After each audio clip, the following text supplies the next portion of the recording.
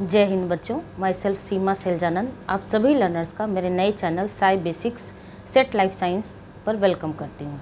बच्चों, आज इस चैनल का फर्स्ट वीडियो डिटेल वीडियो मैं एक्सप्लेन करने जा रही हूँ। तो मैं थोड़ा सा आपको इस एग्ज़ामिनेशन के बारे में बताना चाहती हूँ कि सेट लाइफ साइंस का जो एग्ज़ामिनेशन होता है वो स्टेट वाइज होता है। अगर यूपी और बिहार को छोड़ दिया जाए तो मोर और लेस सारे स्टेट में ये स्टेट एलिजिबिलिटी टेस्ट के नाम से ये एग्ज़ामिनेशन होता है। वैसे तो बच्चों, असिस्टेंट प्रोफेसर के रिक्रूटमेंट के लिए सबसे पहला एग्ज़ामिनेशन होता है आपका CSIR नेट लाइफ साइंस के नाम से। उस एग्ज़ामिनेशन का डेप्थ अलग होता है। उसके बाद एक सेट लाइफ साइंस के नाम से होता है जो स्टेट वाइज लेता है, और हर एक स्टेट अपने अपने पब्लिक सर्विस कमीशन के थ्रू, जैसे कि MP है तो MP PSC के थ्रू, जैसे कि आपका झारखंड है तो झारखंड PSC के थ्रू, हालांकि झारखंड में होता नहीं है। जम्मू एंड कश्मीर है तो जम्मू एंड कश्मीर PSC के थ्रू। तो PSC के थ्रू भी असिस्टेंट प्रोफेसर का रिक्रूटमेंट करती है हर एक स्टेट अपने अपने तरीके से। बट एलिजिबिलिटी क्राइटेरिया जो है वो अलग अलग होता है, ठीक है। जैसे कि आपका CSIR नेट के लिए आपको पता है कि MSc में 55% मार्क्स होना चाहिए जनरल कैंडिडेट के लिए। बट इस एग्ज़ामिनेशन का डेप्थ और क्वेश्चन का डिमांड अलग होता है। आप पूछिएगा कि मैम आपको कैसे पता चला कि इसका डेप्थ क्या है। तो जब आप बच्चों प्रीवियस ईयर क्वेश्चंस एनालिसिस करिएगा तो उस टॉपिक का डेप्थ और उस क्वेश्चन का डिमांड आपको पता चल जाएगा। उसके कंपैरिजन में स्टेट एलिजिबिलिटी टेस्ट जो सेट के नाम से जाना जाता है, सेट तो जो मैं स्टार्ट करने वाली हूँ इस चैनल पे, इसका लेवल थोड़ा सा उससे कम होता है, क्योंकि यहाँ पर बेसिक सरफेस लेवल क्वेश्चंस होते हैं। ऑल्दो कुछ क्वेश्चंस थोड़ा सा आउट ऑफ द बॉक्स भी होते हैं, वो हम जैसे जैसे टॉपिक कवर करेंगे वो हम देखते जाएंगे। यहाँ मैं आपको टॉपिक वाइज PYQs भी करवाऊँगी और प्लस स्टेट वाइज भी चलेगा। तो पहले मैं टॉपिक वाइज कवर करूँगी, उसके बाद स्टेट वाइज कवर करवाऊँगी। और जो PSC के थ्रू होता है उसमें एलिजिबिलिटी कंडीशन ये है कि या तो आपको आइदर PhD और आइदर नेट होना चाहिए। आपको या तो नेट होना चाहिए या फिर PhD होना चाहिए। तो मैंने जब YouTube सर्च किया तो मुझे CSIR नेट के लिए तो हज़ारों चैनल अवेलेबल हैं, बट स्पेसिफिक सेट के लिए सेट लाइफ साइंस एग्ज़ामिनेशन के नाम से मुझे एक भी चैनल नहीं दिखा पूरे YouTube पे। ऑल्दो मेरा जो एक पुराना चैनल है Sai basics is the brand name for my channel, तो मेरा एक ओल्ड चैनल है साई बेसिक्स जूलॉजी के नाम से। वहाँ मैंने सेट लाइफ साइंस के कंटेंट भी कुछ कंटेंट पढ़ाए हैं, बट जूलॉजी इज़ अ बहुत बड़ा डोमेन है। तो BSc और MSc थ्योरी एंड प्रैक्टिकल के सारे कंटेंट अपलोड करने में ही वो बहुत वीडियोज़ उस पर ऑलरेडी अपलोड हो जाएंगे। तो मैंने सोचा कि इसके लिए बिल्कुल सेपरेट चैनल होना चाहिए, तो मैंने उसका नाम रख दिया Sai basics set life science. और एक और चैनल है जो UPSC वाले बच्चों के लिए, जो जूलॉजी ऑप्शनल सब्जेक्ट के लिए प्रिपरेशन कर रहे हैं, तो साई बेसिक्स UPSC जूलॉजी के नाम से। तो बच्चों, Sai basics is the brand name, और इसके 3 ब्रांचेज, जो सबसे पुराना वाला है साई बेसिक्स जूलॉजी, आज जो नया मैं स्टार्ट करने वाली हूँ वो है Sai basics set life science, और तीसरा channel Sai basics UPSC zoology के नाम से।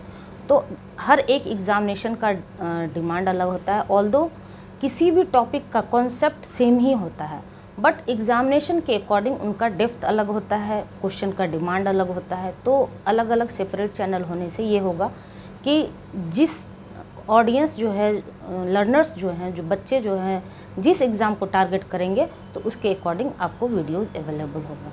तो आज मैं स्टार्ट करने वाली हूँ सेल बायोलॉजी, जो आपको सेट लाइफ साइंस में यूनिट 2 के नाम से जाना जाता है। अभी तक CSIR नेट का जो सिलेबस है 13 यूनिट्स, तो सेट लाइफ साइंस का भी यही 13 यूनिट्स है।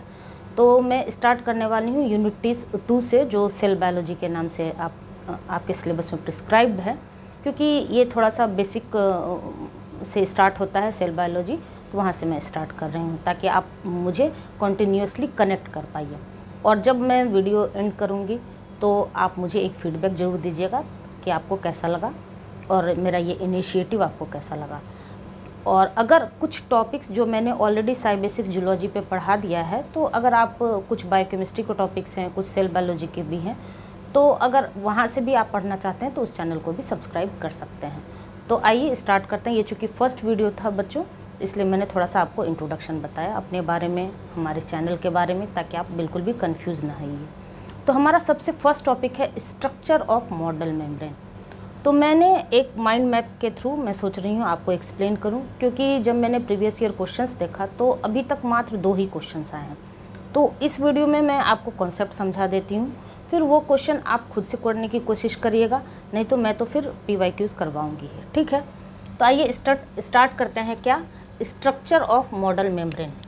तो बच्चों स्ट्रक्चर ऑफ मॉडल मेम्ब्रेन में मीन्स प्लाज्मा मेम्ब्रेन के स्ट्रक्चर के बारे में हमें जानना होता है। उसमें मैं 6 मॉडल लेके आई हूँ आपके पास।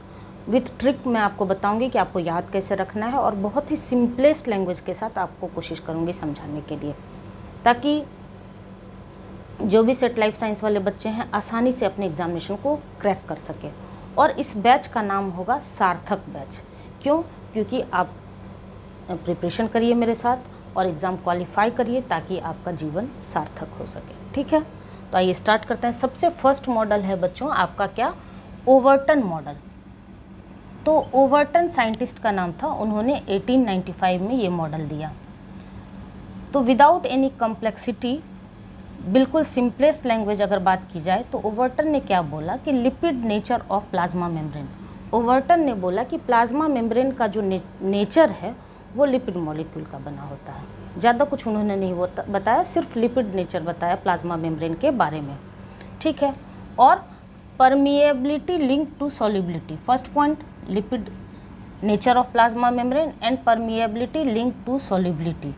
Permeability link to solubility means cell को चारों तरफ से प्लाज्मा मेम्ब्रेन घेर रहे होता है, तो सेल के अंदर किस मॉलिक्यूल को आना है, किस मॉलिक्यूल को जाना है, मीन्स एंट्री और एग्जिट प्लाज्मा मेम्ब्रेन ही डिसाइड करता है।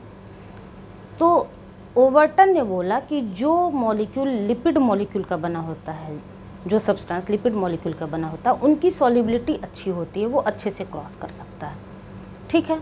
ओवरटन ने सिर्फ ये बताया कि lipid nature of plasma membrane, permeability link to solubility means जो सब्सटेंस लिपिड मॉलिक्यूल का जितना ज़्यादा उसमें लिपिड मॉलिक्यूल पाए जाएंगे, उनकी परमिएबिलिटी उतनी अच्छी होगी, ठीक है।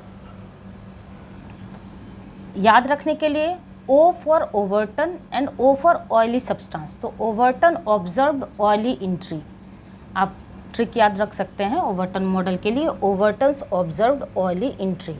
बच्चों जब आप YouTube पे वीडियो अपलोड हो जाएंगे, तो अगर आपको थोड़ा सा कुछ राइटिंग में कुछ ब्लर लग रहा होगा, या फिर आप डायग्राम और अच्छे से डिटेल देखना चाहते हैं, तो हल्का सा आप जूम कर सकते हैं, आपके पास ये ऑप्शन होता है। तो सबसे फर्स्ट मॉडल कौन था, ओवरटन्स मॉडल। उन्होंने क्या बताया कि lipid nature of plasma membrane के बारे में बताया।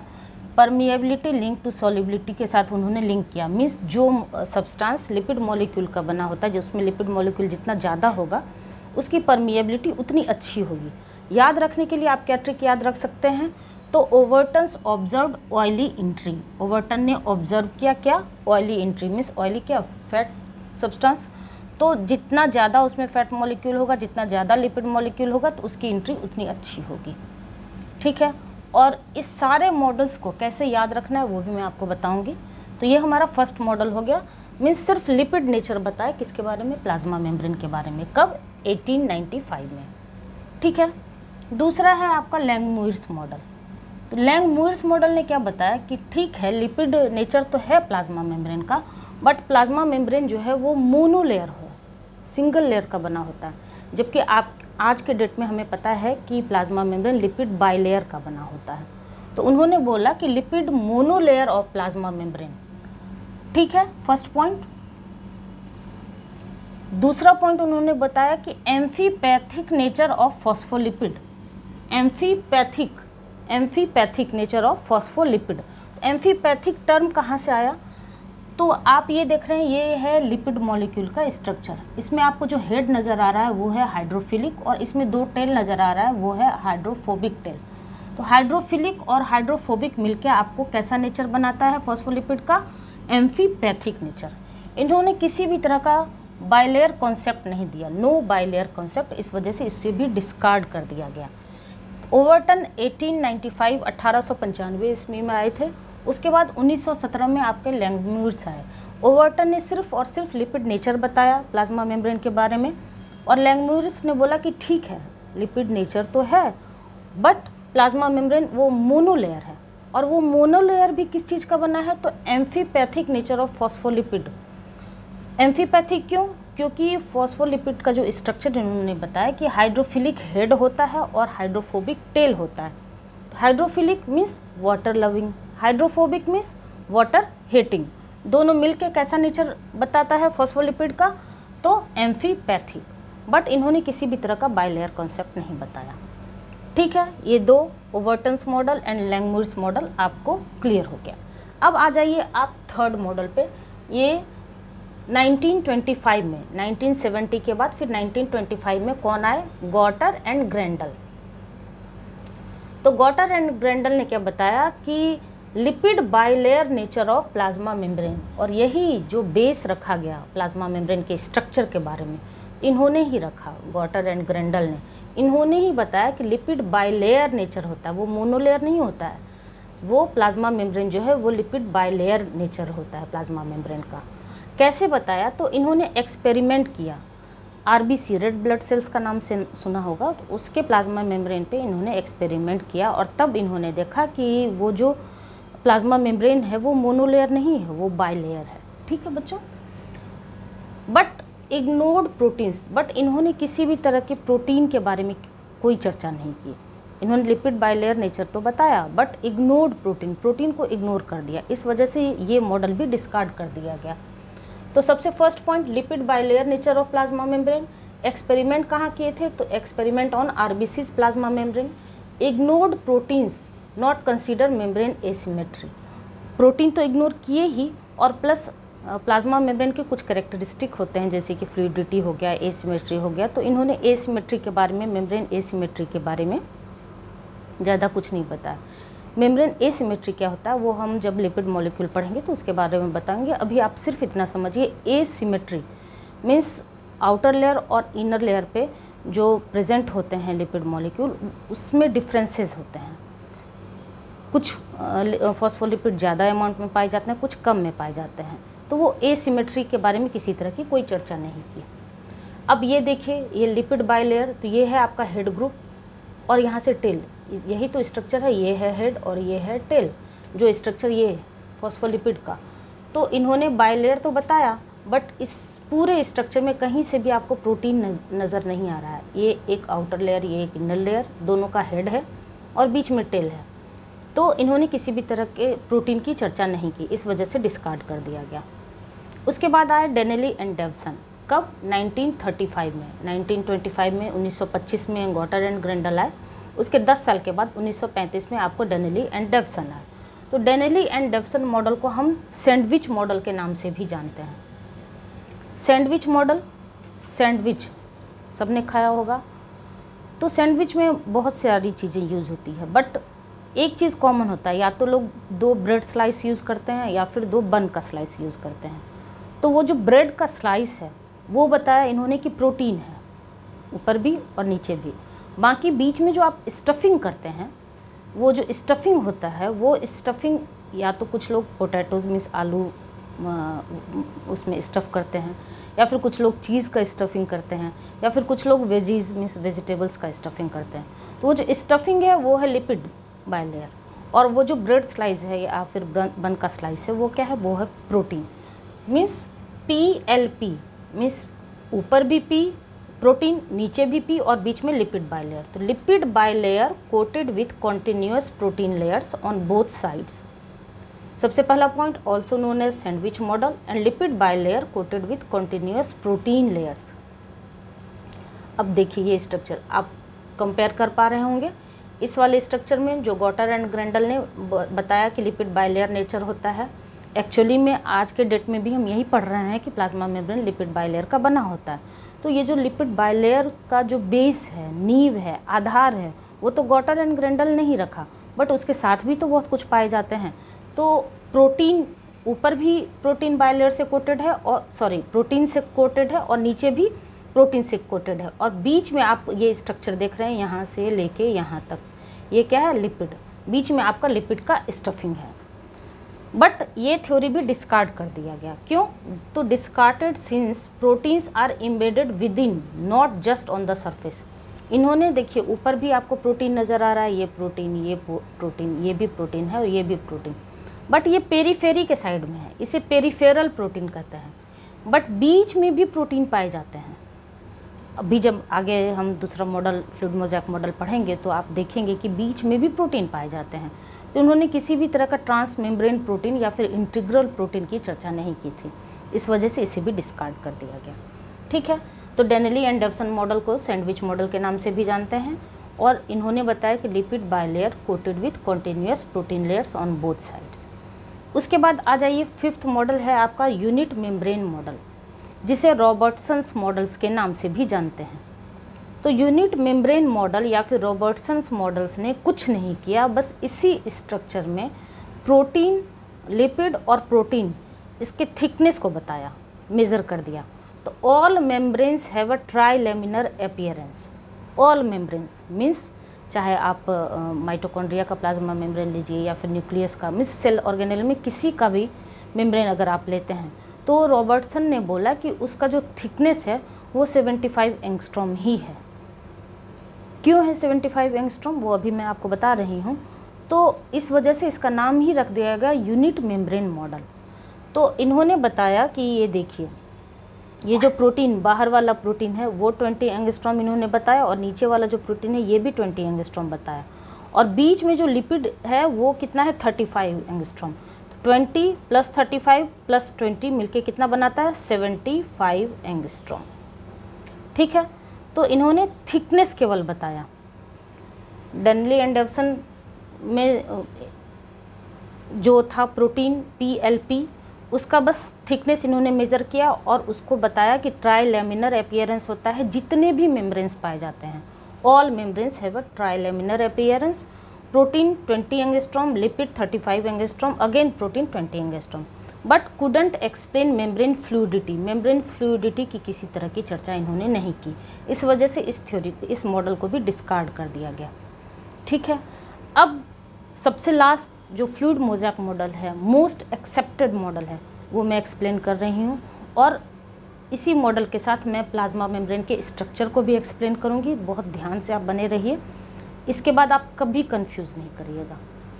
ठीक है, तो फ्लूइड मोज़ेक मॉडल जो है वो क्या है, most accepted model for both prokaryote and eukaryote. ये प्रोकैरियोट और यूकैरियोट दोनों के लिए एक्सेप्टेबल मॉडल माना जाता है। Proposed by Singer and Nicolson, यहाँ ध्यान दीजिएगा बेटा, ये सिंगर एंड निकोलसन नाम पे, क्योंकि एक क्वेश्चन PYQs में आए हुए हैं। Lipid bilayers and proteins floating like mosaic. इन्होंने फ्लूइड मोज़ेक नाम क्यों रखा, क्योंकि इन्होंने बताया कि लिपिड बाइलेयर जो है और प्रोटीन्स जो है वो फ्लोट करते हैं किसके, मोज़ेक की तरह। टाइल्स मोज़ेक आपने नाम सुना होगा। Membrane is fluid like and dynamic in nature. इन्होंने मेम्ब्रेन का जो कैरेक्टरिस्टिक है वो भी बताया कि वो फ्लूइड लाइक होता है और डायनेमिक इन नेचर। ऑब्वियस है ना कि प्लाज्मा मेम्ब्रेन अगर स्टैटिक हो जाएगा, स्टिफ हो जाएगा, टाइट हो जाएगा, तो क्या वो मूव कर सकता है, वो सेल नहीं कर सकता, तो उसको फ्लूइड नेचर होना ज़रूरी है। तो membrane is fluid like and dynamic in nature. आपने सुना होगा ना कि किसी के बिहेवियर के बारे में, बहुत डायनेमिक बिहेवियर है, मीन्स डायनामिसिटी उसमें पाया जा सकता है। ऐसा नहीं है कि बहुत स्ट्रिक्ट है, वो बहुत स्ट्रिक्ट नहीं है, बहुत डायनेमिक इन नेचर है, मीन्स हर एक तरह के इन्वायरमेंट में अपने आप को अच्छे से एग्जिस्ट कर सकता है। तो वहीं से ये टर्म आया है कि membrane is fluid like and dynamic in nature, having integral and peripheral proteins. यहाँ मैंने स्टार मार्क्स करके लिखा है, integral and peripheral proteins both. इस सिंगर एंड निकोलसन ने एक्सप्लेन किया कि प्लाज्मा मेम्ब्रेन लिपिड बाइलेयर तो होता ही है, प्लस इसमें इंटीग्रल और पेरिफेरल प्रोटीन दोनों पाए जाते हैं। फ्लूइड इन नेचर होता है, मोज़ेक अपीयरेंस होता है, ये सब कुछ फ्लूइड मोज़ेक मॉडल में बोला गया, और ये प्रोकैरियोट और यूकैरियोट दोनों के लिए एक्सेप्टेबल मॉडल माना गया। इस वजह से आज के डेट में भी प्लाज्मा मेम्ब्रेन के लिए जो मोस्ट एक्सेप्टेड मॉडल है वो इसी को बताया गया है। अब आप ध्यान से इस स्ट्रक्चर को देखिए, आपको बीच में शो हो रहा है, तो ये वाला ये है आपका लिपिड और ये भी लिपिड। लिपिड का स्ट्रक्चर मैंने ऑलरेडी आपको एक्सप्लेन कर दिया है। तो यहाँ से लेके यहाँ तक जो है ये क्या है, ये है फॉस्फोलिपिड बाइलेयर। उसके बाद ये है पेरीफेरी पे प्रोटीन, ये भी प्रोटीन, ये भी प्रोटीन। अगेन ये भी प्रोटीन, ये भी प्रोटीन, तो ये क्या है, peripheral protein, PP for peripheral protein. और क्या होता है, तो बीच में आप देख रहे हैं ये रेड स्ट्रक्चर जो है, मैं आप वो कर रही हूँ, ये क्या है, ये है integral protein, trans membrane protein, means membrane के अंदर इम्बेडेड है। तो इन्होंने बताया, सिंगर एंड निकोलसन ने, कि पेरीफेरल प्रोटीन्स तो होते ही हैं और प्लस इंटीग्रल प्रोटीन्स भी होते हैं। इन इंटीग्रल प्रोटीन्स के बीच में ये जो ब्लैक वाला स्ट्रक्चर आप देख रहे हैं, ये क्या है, ये सब है कोलेस्टेरॉल, ये कोलेस्ट्रॉल।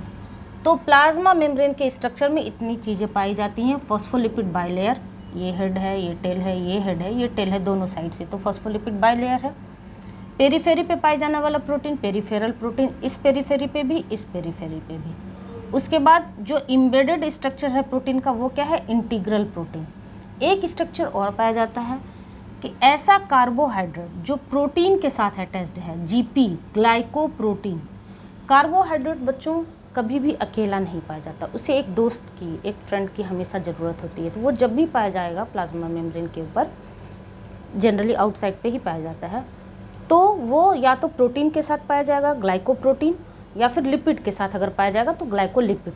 तो आप देख रहे हैं ये जो पेरीफेरल प्रोटीन के साथ अटैच्ड है, तो ये ग्लाइकोप्रोटीन हो गया, और ये है लिपिड का हेड, इसके साथ अटैच्ड है, तो ये क्या हो गया, ग्लाइकोलिपिड। कोई कन्फ्यूज़न नहीं, मैं एक बार फिर से आपको रिवाइज करवा दे रही हूँ। ओवर्टन्स मॉडल में क्या बताया गया, सिर्फ लिपिड नेचर बताया गया, प्लाज्मा मेम्ब्रेन का जो नेचर होता है वो लिपिड मॉलिक्यूल का बना होता है। लैंगमुइर्स मॉडल ने क्या बताया कि मोनोलेयर, वो लिपिड नेचर तो ठीक है बट वो मोनोलेयर है।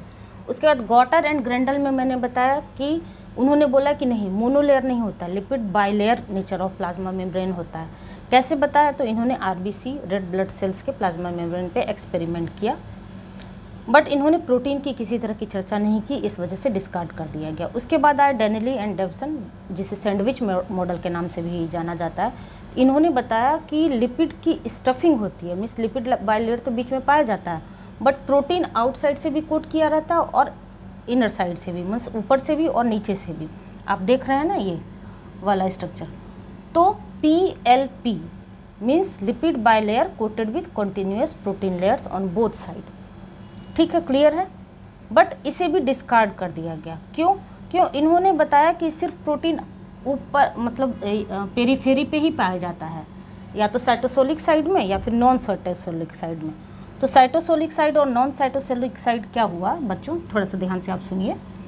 तो ये सपोज करिए ये है सेल, इसी डायग्राम में मैं एक्सप्लेन कर देती हूँ, और ये है सेल, और इसी का तो जूम स्ट्रक्चर आप देख रहे हैं ना, ये वाला स्ट्रक्चर जो, तो इसमें ये जो साइटोसोल के बाहर वाला स्ट्रक्चर, यहाँ पर पेरीफेरी पे जो प्रोटीन पाया जाएगा तो पेरीफेरल प्रोटीन कहेंगे, इस पेरीफेरी पे जो पाया जाएगा इसे भी पेरीफेरल प्रोटीन कहेंगे। बट ये साइटोसोल के अंदर है तो इस वजह से ये साइटोसोलिक प्रोटीन हो जाएगा, ये साइटोसोल के बाहर है तो ये नॉन साइटोसोलिक प्रोटीन कहलाएगा। बस यही डिफरेंस है, तो समझ में आ गया। उसके बाद यूनिट मेम्ब्रेन मॉडल में, यूनिट मेम्ब्रेन क्यों बोला गया, क्योंकि रॉबर्टसन बोले कि चाहे सेल ऑर्गेनेल में किसी भी ऑर्गेनेल का प्लाज्मा मेम्ब्रेन लीजिए तो उसका जो स्ट्रक्चर है वो ट्राइलेमिनर अपीयरेंस है। PLP तो है, प्रोटीन लिपिड प्रोटीन है, तो उसके थिकनेस को इन्होंने मेज़र किया, P20 angstrom, again P20 angstrom, और बीच में लिपिड 35 एंगस्ट्रॉम। बट इन्होंने भी मेम्ब्रेन फ्लूइडिटी की चर्चा नहीं की, इस वजह से इसे भी डिस्कार्ड कर दिया गया। और फिर लास्ट में आए फ्लूइड मोज़ैक मॉडल, जो मोस्ट एक्सेप्टेड मॉडल माना जाता है, किसके लिए, for both prokaryote and eukaryote, proposed by Singer and Nicolson. Lipid bilayers and proteins floating like mosaic, इस वजह से फ्लूइड मोज़ैक मॉडल नाम पड़ा। और मेम्ब्रेन इज़ फ्लूइड लाइक, इन्होंने बताया कि मेम्ब्रेन जो है वो फ्लूइड लाइक होता है और डायनेमिक इन नेचर होता है। और इन्होंने इंटीग्रल प्रोटीन और पेरीफेरल प्रोटीन दोनों की चर्चा की, इस वजह से मोस्ट एक्सेप्टेड मॉडल माना गया। ये 6 मॉडल मैंने आपको बताया। इस 6 मॉडल को याद रखने का ट्रिक क्या है, O for Overton, L for Langmuir, G for Gorter and Grendel, D Danielli and Davson, and unit membrane UM and fluid mosaic model. तो मैंने जो कोड बनाया है आप ध्यान से सुनिएगा।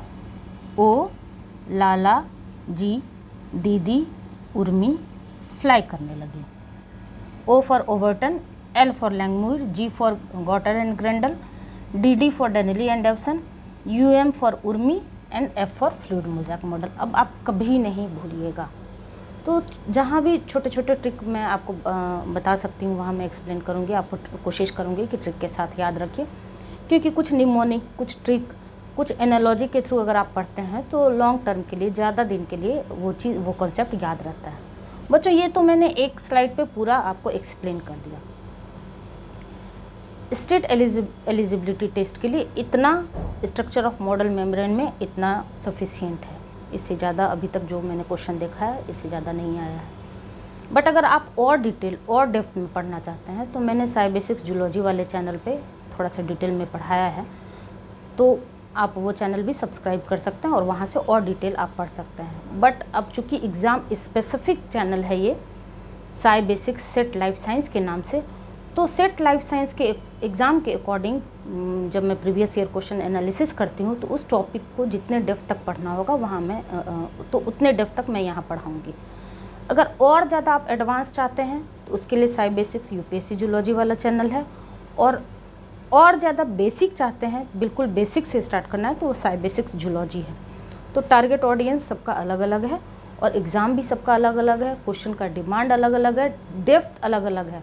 बट एक चीज़ कॉमन है, कॉन्सेप्ट कभी भी चेंज नहीं होता है। तो ज्ञान आपको जहाँ से मिले बटोर लेना चाहिए, मुझे ऐसा लगता है। कॉन्सेप्ट हमेशा सेम ही रहेगा। तो ये इनिशिएटिव मैंने पूरे ऑल ओवर इंडिया में जितने भी स्टेट में, अभी तो वेस्ट बंगाल का सेट एग्ज़ामिनेशन का नोटिफिकेशन भी आ गया है, दिसंबर में एग्ज़ाम भी होने वाला है। जितना भी स्टेट एलिजिबिलिटी टेस्ट है उस हर एक बच्चे के लिए ये सारे कंटेंट बहुत ही ज़्यादा हेल्पफुल होंगे। और PYQs मैं दो तरह से लेके चलूँगी, एक तो टॉपिक वाइज, और जब प्लाज्मा मेम्ब्रेन वाला जो आपका सेक्शन है पूरा कंप्लीट हो जाएगा तब मैं स्टेट वाइज लेके आऊँगी। क्योंकि एक स्टेट में मान लीजिए सपोज कीजिए महाराष्ट्र सेट हो गया, तो ऑब्वियस है कि ज़रूरी नहीं है कि वो सिर्फ और सिर्फ स्ट्रक्चर ऑफ मॉडल मेम्ब्रेन से ही क्वेश्चन पूछे, ट्रांसपोर्ट से भी पूछ सकता है, मेम्ब्रेन प्रोटीन से भी पूछ सकता है, मेम्ब्रेन लिपिड से भी पूछ सकता है। तो एक सेक्शन अलग होगा प्लेलिस्ट में आपका स्टेट वाइज और टॉपिक वाइज PYQs, तो मैं कॉन्सेप्ट के साथ साथ आपको करवाऊंगी। और ऑब्वियस है कि वाइट बोर्ड पे उतना क्वेश्चन लिखना पॉसिबल नहीं है, टाइम वेस्टिंग ऑफ टाइम है, तो उसका मैं PDF के थ्रू आपको क्वेश्चन सॉल्व करवा दूंगी। ठीक है। बाकी बच्चों आपको मेरा ये इनिशिएटिव कैसा लगा, आपको पढ़ के कैसा लगा, कॉन्सेप्ट समझ में आया कि नहीं आया, तो एक फीडबैक ज़रूर दीजिएगा। इससे आपके एजुकेटर, क्योंकि मैं पैरेलल में 3 चैनल हैंडल कर रही हूँ, तो सोचिए मैं अगर आपके लिए इतना मेहनत कर सकती हूँ तो आप खुद के लिए तो मेहनत कर ही सकते हैं। मन लगा के पढ़िए, और एक बार कुछ दिनों की मेहनत होती है, 6 महीना साल भर की, और एक बार जब लाइफ सेटल हो जाता है तो हमेशा के लिए सेटल हो जाता है। तो थोड़ा सा ध्यान से आप पढ़िए, और अगर पसंद आए तो लाइक शेयर एंड सब्सक्राइब भी करिए, अपने दोस्तों में भी शेयर करिए, और कुछ भी फीडबैक देना हो तो कमेंट सेक्शन में ज़रूर बताइएगा। 2 मिनट के लिए मैं साइड हो रही हूँ, आप स्क्रीनशॉट यहाँ से भी ले सकते हैं, या फिर मैं तो रिकमेंड करूँगी कि आप जो है पेन एंड पेपर साथ लेके बैठिए, ताकि जो भी मैं ट्रिक या फिर न्यूमोनिक बताऊँ तो आप साथ में नोट डाउन कर सकते हैं। ठीक है बच्चों, तो आप यहाँ से स्क्रीनशॉट ले लीजिए। मिलते हैं नेक्स्ट वीडियो में, तब तक के लिए थैंक यू।